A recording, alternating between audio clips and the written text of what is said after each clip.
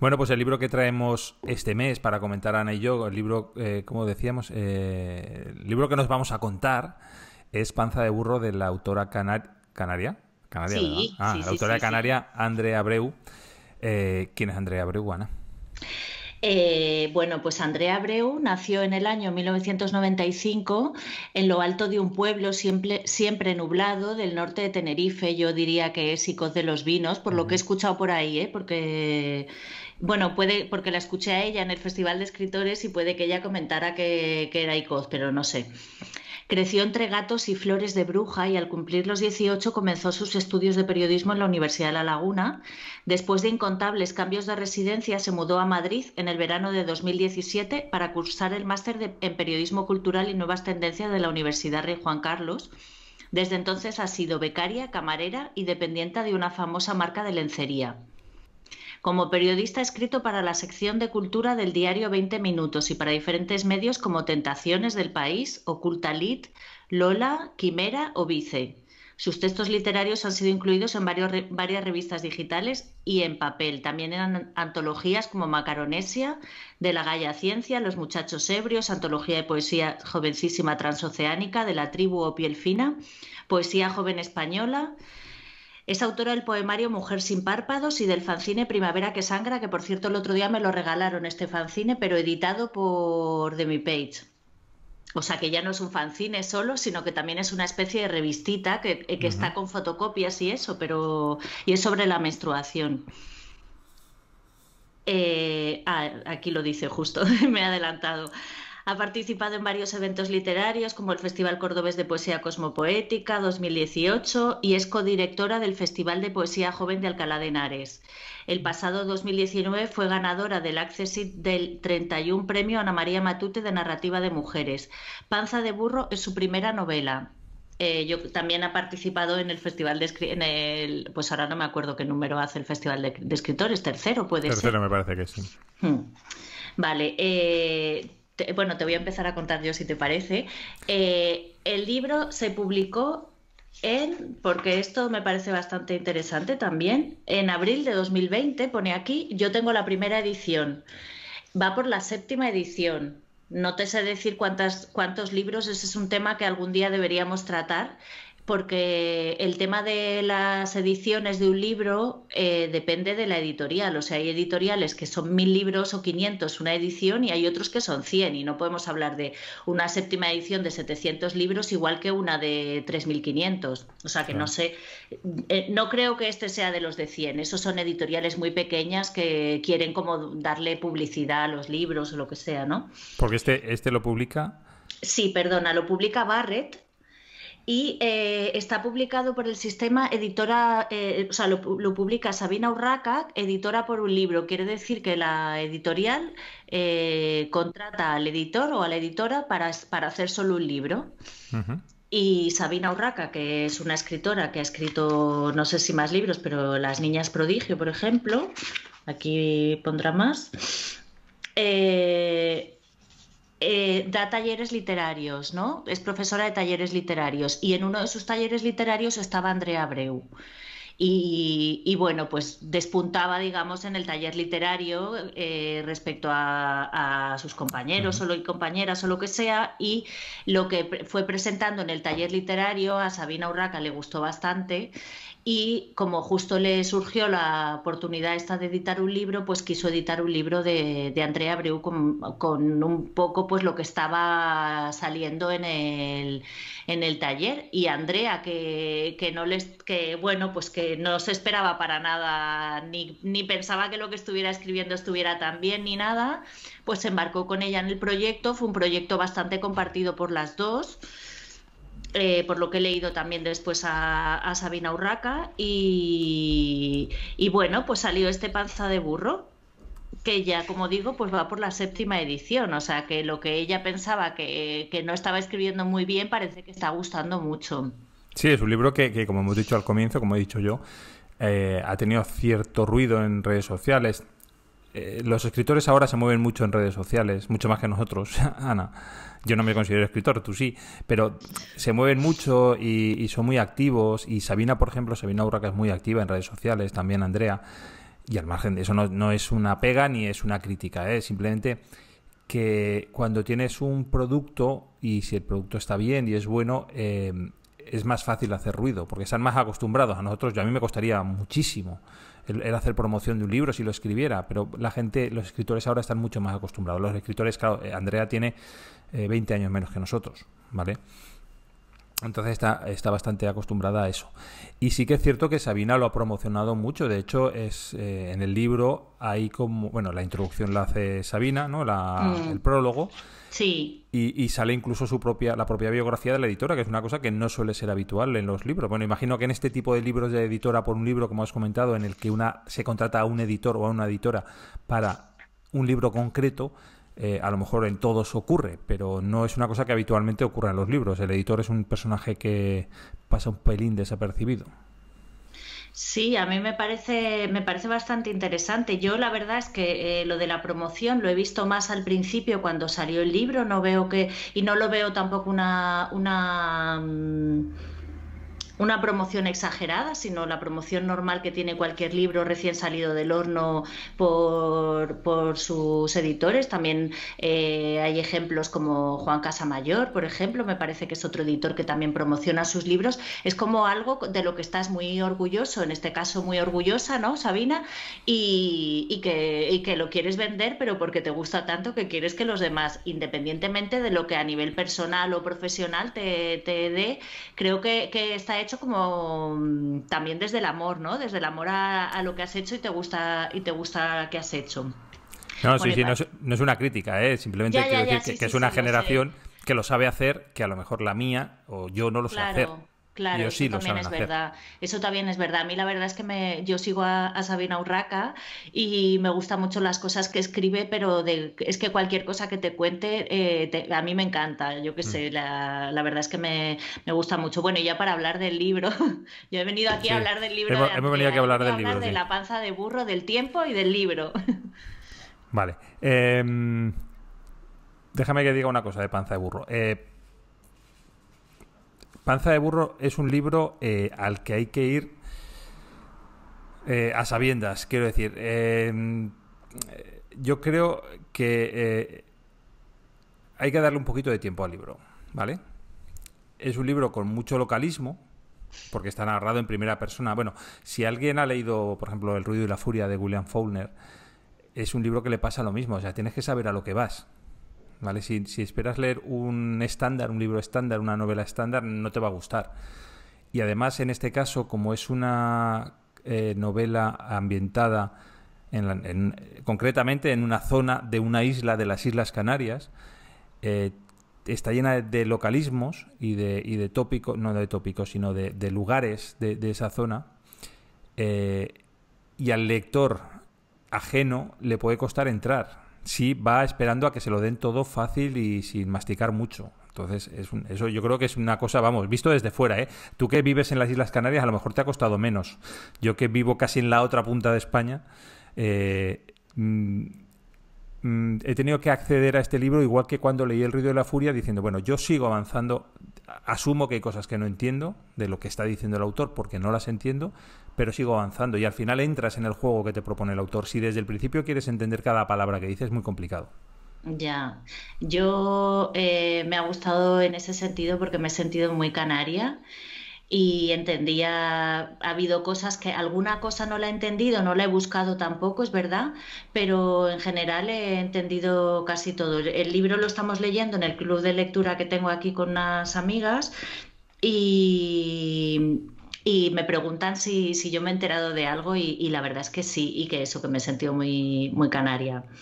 El tema del dónde está escrito el libro, desde dónde está escrito, de la primera persona y todo esto, es que precisamente el sitio donde está escrito, que supongo también, como he dicho antes, que es Sicoz de los Vinos, o la zona, porque habla de la playa de San Marcos, que es justo la playa que está debajo y todo eso, ¿no? Es una zona que está a los pies o en las faldas del Teide, y aquí hay un efecto que hacen las montañas, que es que se quedan pegadas o sea, las nubes, perdón, se quedan pegadas a la montaña, o sea, como que bajan por la mañana y se quedan pegadas a la montaña y hacen una panza de burro, que es como una nube pesada que está todo el día encima de ti, pero que no descarga.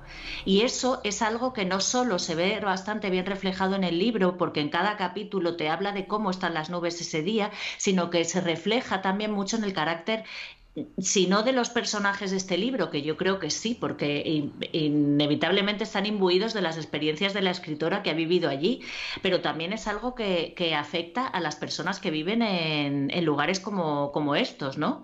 O sea, que tienes siempre ese peso encima y que eso te hace vivir la vida de una manera diferente a cuando vives, pues yo qué sé, en la Pampa Argentina o en aquí mismo en el oeste. Si vives cerca del mar, pues casi siempre tienes días de verano, no tiene nada que ver. Tu personalidad afecta, y aquí se nota como aquí, no sé si la personalidad, no te sabría decir porque no conozco tanto esa sensación, aunque aquí en donde yo vivo también pasa lo de la nube, pero sí que se ve mucho la panza de burro, y creo que es un personaje dentro del libro. Para mí es un personaje continuamente, y de hecho en el momento en el que llueve, que por fin llueve, también está pasando algo importante en el libro, o sea... Sí, además eso que comentabas, que la panza de burro es una nube pesada que está siempre encima, es también porque en el libro hay algo que está sobrevolando a los personajes o sea, en todos los capítulos, ¿vale? Está en la trama del libro hay algo que no se ve, que le da un aire pesado al propio libro, que eso lo consigue muy bien Andrea. O sea, la verdad es que yo me quedo con la sensación de que hay algo flotando, hay algo que va a pasar, hay algo doloroso que va a pasar, hay algo que va a ocurrir, y eso es una sensación que tienes durante todo el libro. Por cierto, quería comentar que es también un libro asfixiante, no solo por esa nube que dices tú que no acaba de descargar, salvo en un capítulo determinado, ¿vale? Una nube que no acaba de llover, no esa sensación asfixiante, sino que realmente la autora nos mete en un sitio muy pequeño. O sea, porque de hecho las calles tienen su nombre y nos dice pues hasta qué zona va de tal sitio a tal sitio, y al final te das cuenta que se está moviendo en un cuadrado o en un círculo muy pequeño alrededor de la casa de la protagonista, pero muy muy pequeño. O sea, es como muy asfixiante, muy, muy encerrado, muy claustrofóbico, ¿no? Sí, a mí me ha sorprendido porque después me he metido en Google Maps y he estado mirando Icos de los Vinos, ¿no? Uh-huh. Ahora igual me viene la autora y me dice que es que no es ahí, pero vamos, da igual. El caso es que he estado mirándolo, claro, esto habla de la infancia de ella, que por lo menos han pasado 10 años, y ha podido crecer 10 o más, porque parece como si tuviera 11 años o algo así, ¿no? Por el desarrollo físico y todo eso. 11 o 12 años echaría yo a la protagonista del libro, que no lo dice en ningún momento, ni siquiera tiene nombre la protagonista del libro. No sé si te das cuenta de este, Uh-huh. No, no me de he este dado cuenta. pequeño detalle, pero la protagonista no tiene libro, la llaman No, niña de vez en cuando. la protagonista no tiene nombre. El libro tiene que es panza de burro, pero no tiene nombre. ¿Has La dicho la protagonista? protagonista no, la narradora, porque la narradora podemos decir que es la protagonista, pero Isora también es muy protagonista, ¿no? Que es su amiga. Y, y no sé qué. Ah, y que Icod de los Vinos es mucho más grande de lo que yo me imaginaba. Pero bueno, me imagino que es una parte que ha crecido que todo esto.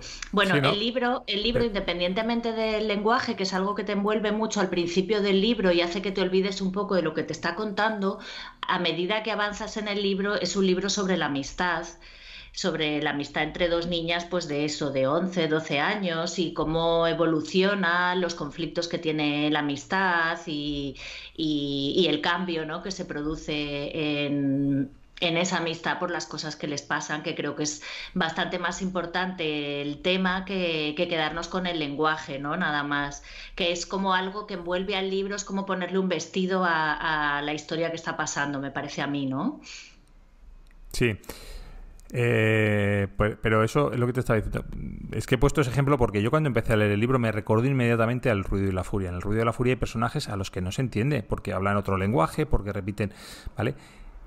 Pero eso es el vestido. O sea, lo que importa al final es la historia que está contando, el ambiente que está creando, los sentimientos que te quiere provocar o que logra a veces o otras no. Y el lenguaje, pues bueno, pues que sea terminología, o sea, o parte de la lengua canaria o de cómo se habla allí o de esa zona concretamente, porque de hecho me parece que Sabina en la introducción dice como que tampoco es exactamente palabras canarias, sino que son palabras muy concretas de la zona donde ella ha vivido. Es el lenguaje de, o sea, que a lo mejor te vas a otra zona yo lo he entendido todo, pero quiero decir que no todas las palabras a lo mejor se usan aquí, ¿no? Pero es verdad que es como el lenguaje de esa zona, ¿no? Y ella lo dice, que es el lenguaje de la casa de su abuela. Sí. Todo esto del lenguaje lo estamos comentando porque en algunas redes sociales, determinadas personas como que han criticado esa forma de escribir, la forma de escribir de Andrea de enfrentarse a esto. Pero bueno, lo que estamos hablando es que el protagonista, o sea, vamos a ver, el narrador no es Andrea. El narrador es un personaje que tiene 10 años, u 11, o 9, o anda en ese tramo de edad, que es una niña que no ha salido, suponemos que no ha salido de esa isla, que va al colegio. Entonces habla pues como hablan las niñas de su edad. Yo tengo una niña de su edad y habla, pues bueno, mi cría con sus matices de lenguaje y con su tema, pues yo imagino que con las amigas hablará parecido a como habla ella. Entonces está reflejando eso, ni más ni más menos. Sí, de hecho, los personajes, digamos que no son personajes reales del pueblo. A ella se lo han reclamado. Contaba en el Festival de Escritores que le han reclamado que, oye, que he leído tu libro y yo no me encuentro. Y dice, no, es que no te vas a encontrar porque, digamos que como cualquiera que escriba, crea un personaje, lo creas con elementos conocidos de personas que te gustan o que te llaman la atención, pero tú creas tus personajes que son seres propios, o sea, son nuevos y no existen en tu mundo, ¿no? Tú no coges a Pepita y la pones en tu libro tal como es Pepita, sino que tiene algo de Pepita, pero igual que tiene algo de Marucci, ¿no? Uh-huh. O sea que Mira, otra cosa que me ha llamado a mí la atención en el libro, porque hace mucho tiempo que no lo veía en ningún libro, no es que sea una novedad, pero que hacía muchísimo tiempo que no leía un libro en que ocurriera, y es que los capítulos tienen título, y los capítulos tienen título que es una frase de algo que se dice durante el capítulo. O sea, ha cogido una frase del capítulo y la ha puesto como título, y eso es algo que últimamente yo no veía en ningún libro. O sea, los libros estaban numerados, o no tenían número de capítulo, o tenían simplemente un número, o no tenían título. Y esto me ha chocado bastante, la técnica esta de elegir, porque luego vas leyendo y el título, pues tú tienes el libro delante, yo no, pero bueno, el título que sea, luego vas leyendo y de repente te salta la frase y... Pues es una técnica de titular que a mí me gusta mucho, la verdad. El otro día, escuchando, por cierto, hago aquí un para la publicidad, que quería comentar esto en algún momento de nuestro podcast y no lo había hecho todavía. Escuchar, por favor, el podcast El sillón de terciopelo verde de Patricia Esteban Erles. En el primer podcast hablaba de los títulos y esta era una de las opciones que daba, pero contaba otras opciones para titular y me di cuenta de que muchas de las opciones yo las utilizaba, pero sin darme cuenta de por qué, ¿no? Uno no sabe muy bien de dónde va a sacar el título, pero al final lo acaba sacando. Y esta opción por ejemplo, empieza el libro con tan echadita pa'lante, tan sin miedo. El segundo se llama Un fisquito nada más.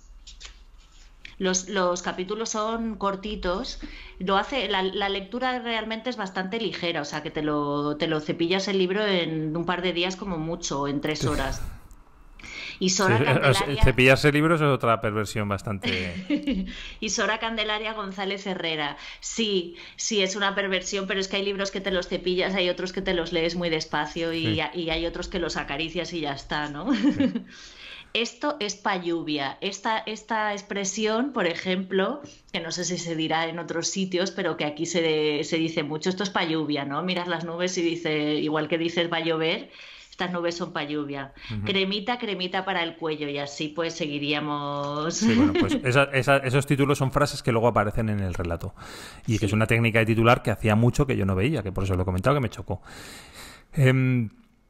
Luego, pues lo que estabas diciendo tú, el libro es corto, no es especialmente largo, los capítulos son cortos, se lee muy cómodamente a pesar de que te puedes quedar un poco desconectado en algunas expresiones, pero se acaban entendiendo. Quiero decir, si eres un lector que estás centrado en la historia, estás metido en la historia, estás entendiendo lo que pasa y puedes perder algún matiz de alguna expresión, que por cierto, yo tenía apuntado, lo que pasa es que no tengo aquí el libro, que hay verbos que utiliza Andrea que pueden parecer a priori como muy del habla canaria o lo que sea, y luego he mirado en el diccionario y son verbos que existen. Ahora no recuerdo qué verbos había. Alongar, alongar que es levantarse, ¿no? Estirarse, a ver. No, bueno, es estirarse, ¿no? Se le dice a los niños, bueno, yo lo he oído aquí que se le dice a los niños cuando se asoman a una ventana y te da miedo que se caigan, niña, no te alongues.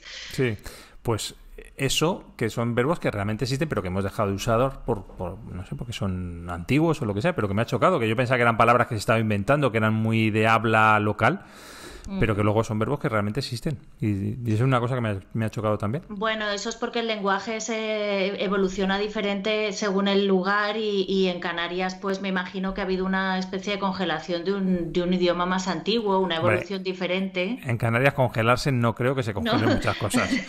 Una calidez, hay palabras que tienen calidez, entonces se utilizan, igual que se utilizan palabras sudamericanas que también vienen del español y del español antiguo, entonces es como la evolución diferente del idioma, ¿no? Sí.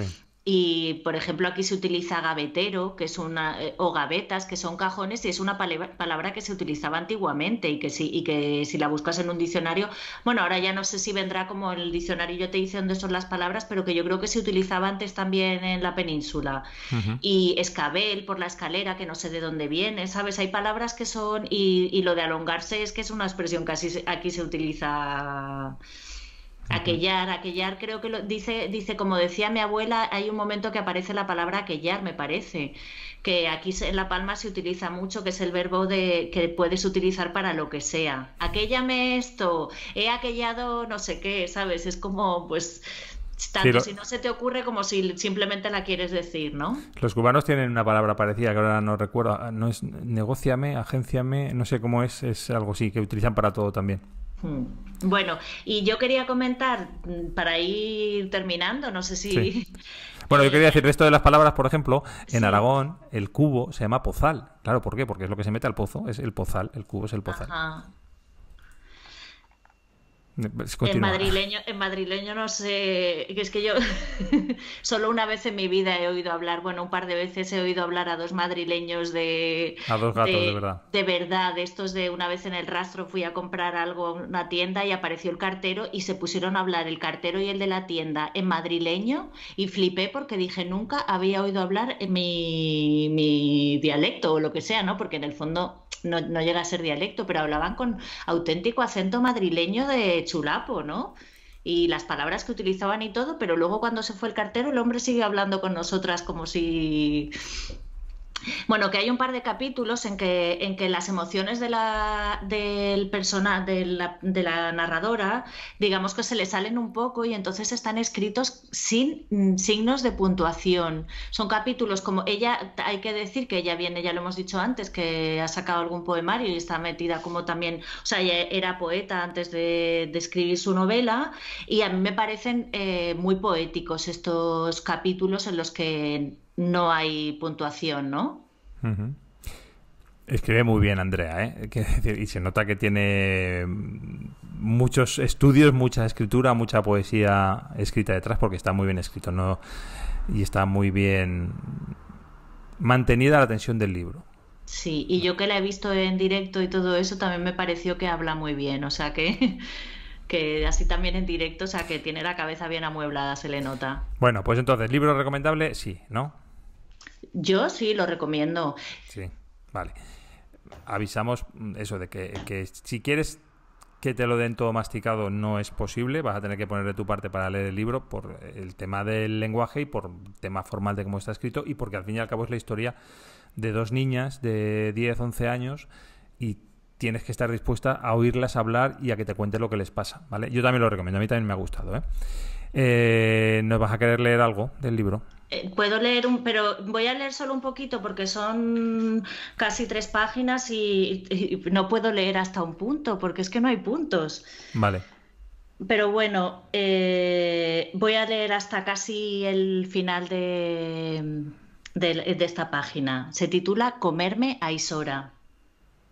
Y Sora tenía los ojos verdes como un verdino verde, como una mosca en agosto sobre el bocadillo de salpicón de atún en la playa de Teno, como una botella de vino vaciada. La abuela de Isora se enfadaba y le decía: te vacío por dentro, te vacío, hoy bebo sangre tuya, cachoputa. Isora tenía las tetas redondas y se le reventaron como la tierra cuando escupe una flor que primero pequeña, luego grande, la tierra de su pecho.